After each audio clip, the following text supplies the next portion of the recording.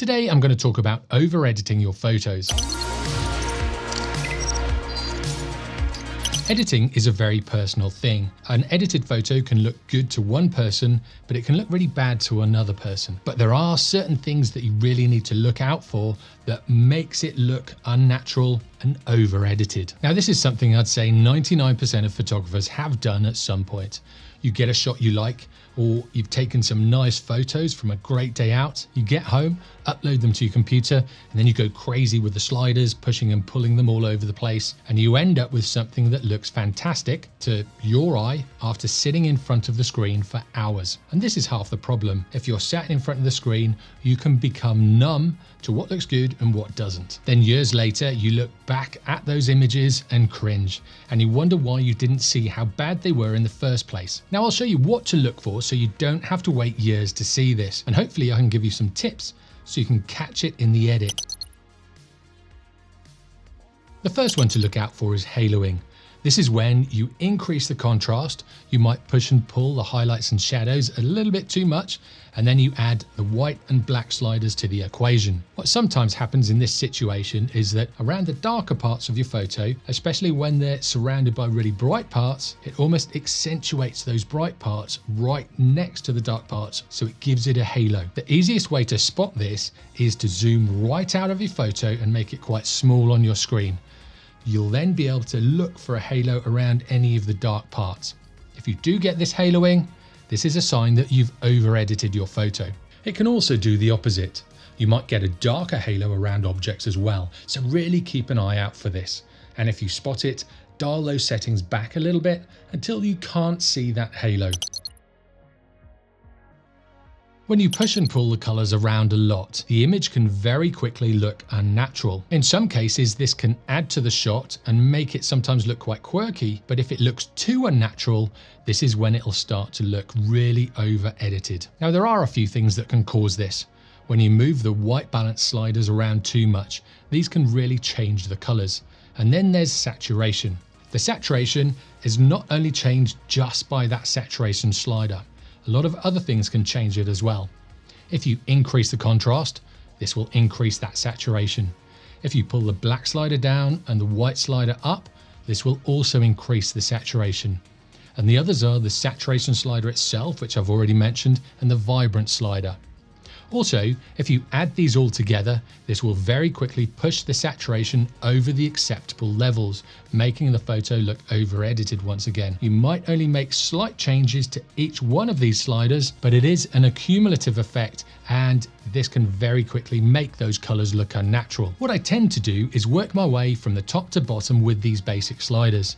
I don't always adjust every single one, but if I adjust contrast, I might then decrease the saturation with that saturation slider.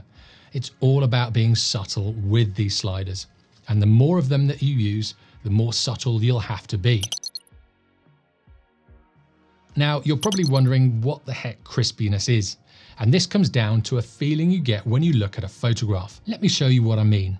If I take the clarity slider all the way to 100 and then the texture slider all the way to 100 as well, and then add a load of sharpening, this then gives that crispy feel. It gives the hard edges in your photo a kind of a heightened look. And if you zoom in, you might even see a high lighted line of pixels around the edge. Sharpening and the clarity tend to increase the contrast of an edge over a few pixels in thickness. And this is what gives them that over-edited look. Again, the key is being subtle with the sliders and that sharpening. And if you're not sure how to sharpen your photos effectively, I've done a tutorial on this already, so check it out in the eye in the corner or the link in the description. Now, this next one does relate to the oversaturated images. Like I said earlier, when you increase that contrast, it increases the saturation. But when you really do add a lot of contrast, even if you bring the saturation back down, this can make the photo look unnatural. Like I've already said, an issue with your photo can be compounded when you go through those different sliders. And this is the same with contrast. Obviously, if you increase the contrast slider, this will increase the contrast of your shot.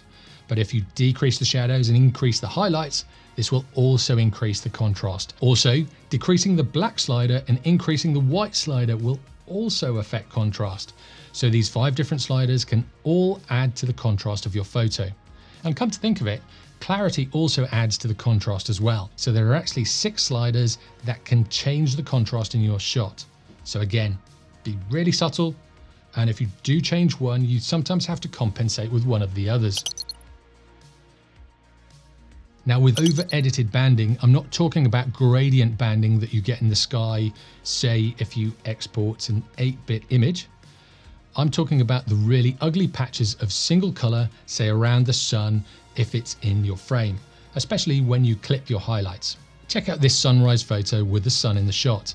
I want a gradient of colors from the bright sun through to the wispy areas in the sky. But if I increase the contrast, I drop the highlights and then increase the shadows, it starts to give some banding around that sun. Because I've over-edited the shots with these sliders, you can see the sun is completely blown out and you get this massive blob of white with no detail in it whatsoever. Then this yellow ring around the sun and then straight into orange. This does look awful, and with a shot like this you need to be a lot less aggressive with the edit, and it's taking that subtlety to a whole new level. With this one, I'd keep the boat as a silhouette and then blow out more of the sky and even add a bit of haze in front of the sun so it gives a bit more gradient. This is a really tricky one to edit well though, and I did spend a fair bit of time getting this one right. As for catching yourself doing any of these, a lot of them can be due to the time you spend in front of your computer. If you're sat for hours editing, don't share them right away. Step away from the computer and then come back to them the next day, or even a few days later, or even a week later if you can. This will enable you to get fresh eyes on your photographs and then go through this list and see if you can spot any of these issues. Another way is to get a critique on your photos. This will enable your photos to be looked at without the emotional attachment that you might have to them. And it's a great way to develop your photography and editing skills. You do have to have quite thick skin for this though, to be able to take that criticism and use it in a positive way. But if you do, you'll learn so much about your photography and how you can improve on it. I actually do photo critiques here every now and then on my YouTube channel. And actually, come to think of it, I'll get one lined up soon. So keep an eye on the communities tab on my YouTube channel. I'll post a link there where you can share a photo with me, and then I'll pick the best ones and then I'll photo critique all of those best ones. Now, if you use the basic sliders in Lightroom or one of the other editing programs and often push them to the extremes, this will definitely be a sign that you're over editing your photos. So keep an eye on how much you're changing them, and if they're often right to one side or the other, this is a sign that you may be over editing. When I'm editing my photos, what I'll tend to do is reference back to the original image every now and then.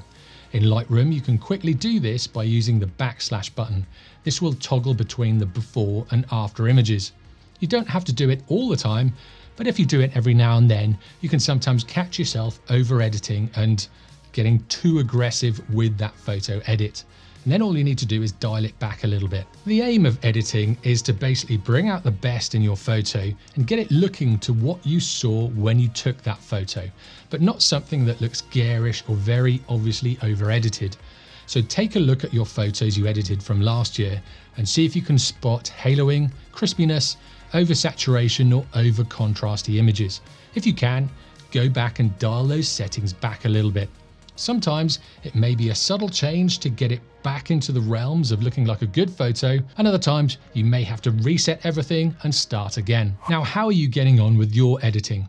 Do you struggle with it or do you find it a breeze? Let me know in the comments below. It'll be great to hear your thoughts. Now, if you're interested in seeing how I edit my photos and want to see my complete workflow, you need to watch this video next. Also, make sure to subscribe if you haven't already so you don't miss any of my videos. I'll see you next time.